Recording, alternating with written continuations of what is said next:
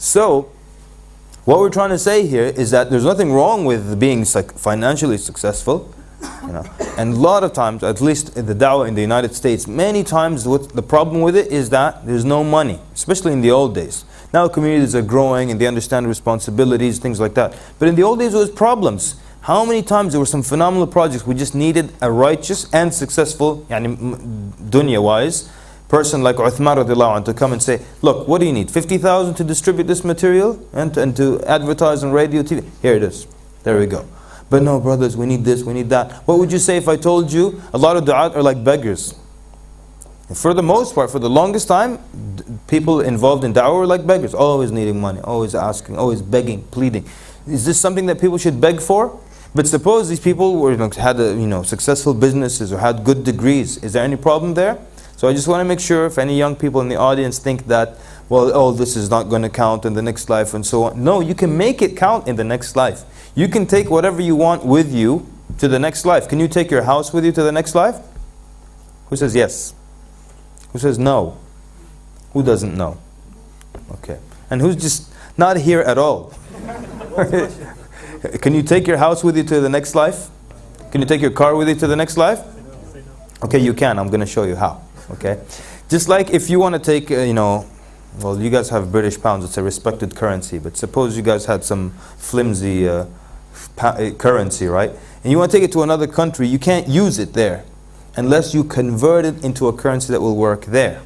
So I can take my laptop with me to the next life if I want to. I just have to convert it into a currency that will work there.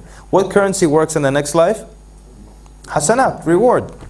So I can convert my laptop in a number of ways into reward, right? I can do good work with it. I can do da'wah work with it. I can donate it to the masjid. I can sell it and give the money here and there. You understand where we're going with this?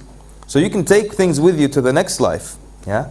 So for the righteous Muslim, okay, the righteous young man, the righteous woman, when they are successful in this life, it inshallah naturally will translate into good things for the next life as well.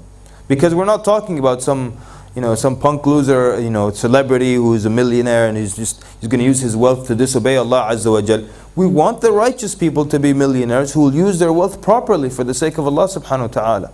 Relief, bam, check comes out. Some project, ready. So we do want both successes in case anyone was confused. Be a righteous person and be successful in this life as well. And many times, even because we have this thought, it's very predominant in our society, but because it's so predominant that we actually expect the imam to have a broken up car, okay, to live in a busted up apartment. Do you guys expect that? I hope that's not the case in the UK.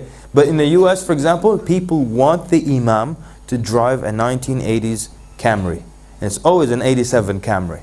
And it has holes in it from the rust, okay? And it smells, that car. That's the imam's car. I personally know an imam who bought a luxury car, luxury SUV. You call them SUVs here? 4x4, is that what you call them? Fantastic. He had a 4x4. And when he bought it, what kind of an imam drives a nice car?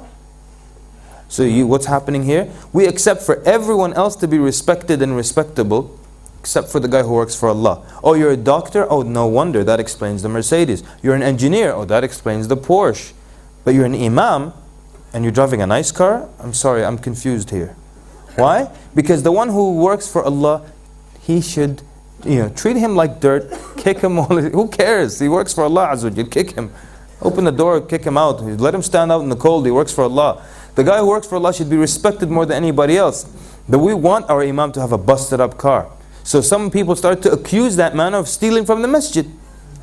Why? Because he has a nice car. Everyone else can have a nice car in the community. No one will accuse him of stealing. But the imam? Why does he have a nice car?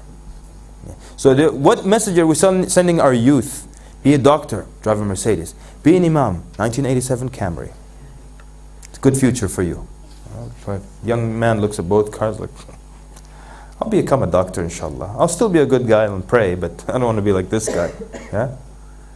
So, another time, one imam, he bought a car. It was a Mercedes, right? He's an imam, he's young, but he bought a Mercedes. One of the board members of the masjid comes to his house and sits with him. He says, how could you buy a nice car? He actually said this to him. He said, you should be a role model and drive a busted up car.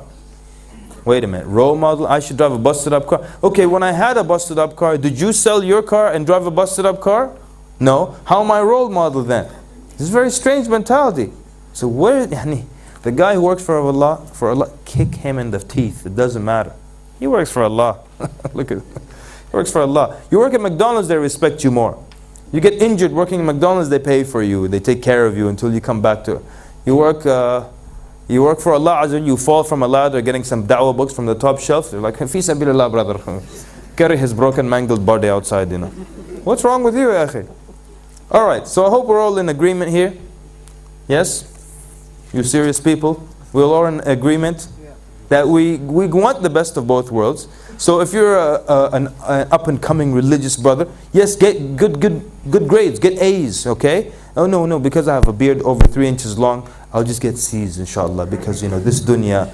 No, habibi, get good grades, work hard, become successful in both, inshallah. But if you're religious and successful, inshallah, that money will be used to take you into paradise.